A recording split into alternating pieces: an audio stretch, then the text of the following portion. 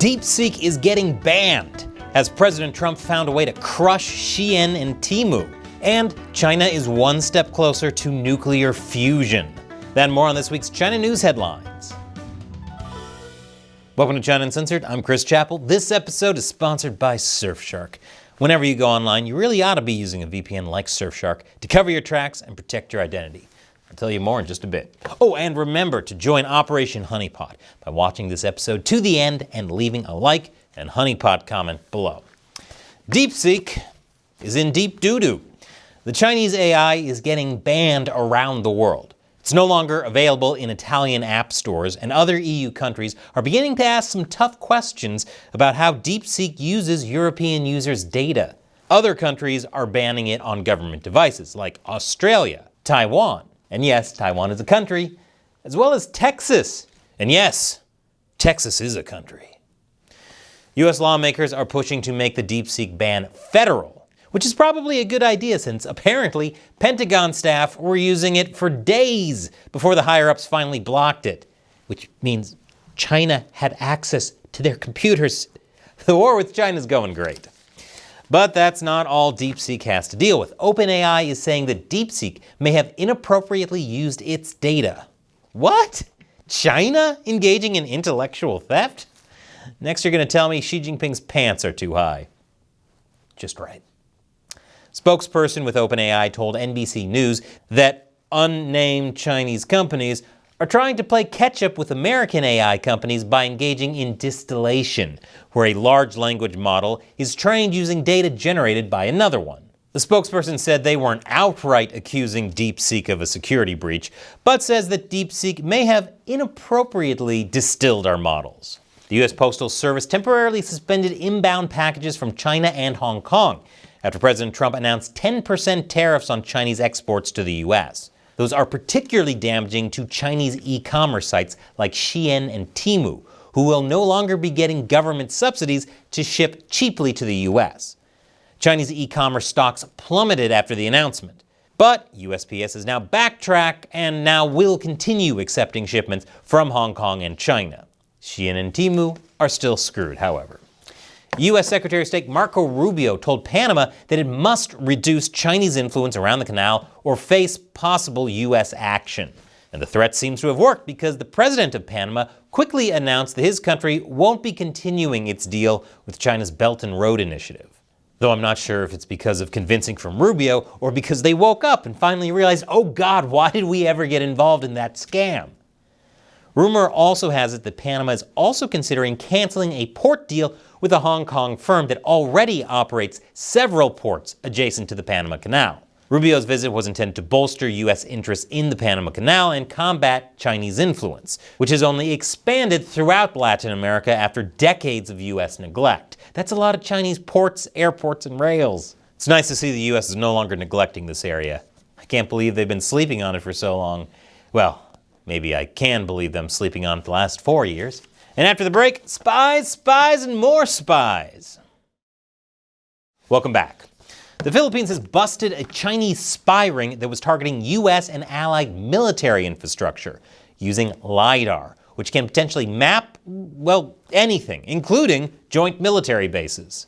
Filipino security officials arrested 5 Chinese nationals as part of an investigation into a wider spy ring, which I'm sure is in no way whatsoever connected to an upcoming joint military exercise involving the US, Japan, Australia, and the Philippines. But these arrests are just the latest Chinese spies caught by the Philippines. On January 20th, the Philippines National Bureau of Investigation announced the arrest of Deng Yuanqing, a Chinese national and graduate of the People's Liberation Army University of Science and Technology, along with 2 Filipino residents. They were caught driving around critical infrastructure and joint U.S.-Philippine military installations in a car containing a range of surveillance and communications equipment, including, wait for it, LiDAR.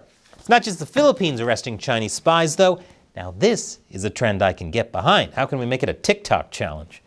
The U.S. has indicted and arrested a former Federal Reserve advisor for alleged espionage and dealings with China. According to prosecutors, starting in 2013, 63-year-old John Harold Rogers, a senior advisor for the Division of Internal Finance in the Federal Reserve Bureau, would forward protected Federal Reserve trade secrets and economic policy to his personal email or print it out and then deliver it to 2 Chinese co-conspirators. They say he even visited them in China under the guise of being their part-time professor, for which he received $450,000. Yes, a part-time professor making almost $500,000 in one go. How could they have thought anything suspicious was going on? The U.S. Justice Department has said the information allegedly provided to Chinese intelligence by Rogers could allow the CCP to manipulate the U.S. market in a similar manner to inside trading, which would be terrible. They should do it in the honest way, by just making a bunch of lucky guesses, like Nancy Pelosi. U.S. pressure is mounting on Thailand over 48 Uyghur detainees who are on day 15 of a hunger strike protesting deportation to China, where we all know what will happen to them. Well, all of us except for DeepSeek. A U.S. State Department spokesperson told Voice of America that it's deeply concerned about the case and following the situation closely. Now, last Wednesday, the Chinese embassy in Bangkok claimed the Uyghurs were actually terrorists. But the 48 hunger strikers, along with more than 300 other Uyghur migrants, were detained traveling through Thailand on their way to Malaysia, using human trafficking routes from southern China's Yunnan province to escape Xinjiang.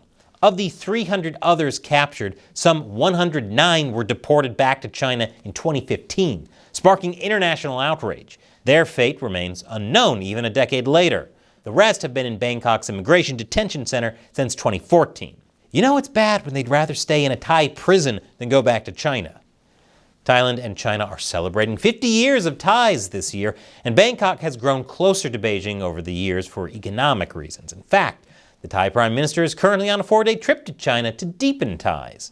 The Thai Foreign Ministry has so far claimed that no decision has been made on the issue of Uyghur repatriation. But detained Uyghurs in other countries, such as Malaysia, have been deported back to the CCP. Because sure, you could do the decent thing and take a stand on an authoritarian regime's genocide, but money is cool too, I guess. Meanwhile, President Trump has withdrawn the U.S. from the UN Human Rights Council and ended funding to the UN Relief and Works Agency. That's crazy. The Human Rights Council does such good work. Why, for instance, member country China has used it to block international criticism of its repressive human rights record and weakened international norms of human rights, transparency, and accountability. And the U.S. doesn't want to fund that? Trump withdrew the U.S. from the Human Rights Council during his first term, telling the UN to their faces it isn't living up to its true potential. Trump is also reviewing America's involvement in UNESCO and funding of the UN more generally. Wow! The United States is by far the biggest funder of the UN. Critics say a U.S. withdrawal would leave a power vacuum and China could gain control. To which I say, they can't have more control than they already do. U.S. taxpayers don't have to pay for them. And finally, China is building a huge laser-ignited fusion research facility. Satellite photos show 4 outlying arms that can house laser bays that can, in turn, house lasers used to fuse together hydrogen to generate energy. Which, oddly enough, has a very similar layout to the U.S. National Ignition Facility. A coincidence, I'm sure. Except China's one is 50% bigger. If China can pull this off, China could solve all of its energy needs, as well as potentially develop new fusion weapons. Or, even more concerning, as I've been warning about for years now, China has successfully killed the Wither and now has the resources to make a beacon. That's why they can build so fast. The endgame? Chinese soldiers with elytras. And did you know that every time you go online, everything you do is potentially compromised? And that's why the people at Surfshark created a VPN that keeps your internet activity private and secure. If you're not taking active steps to protect yourself, everything you do is being tracked and logged by the websites you visit, your internet service provider, and often by your own government. Using a VPN makes you harder to track.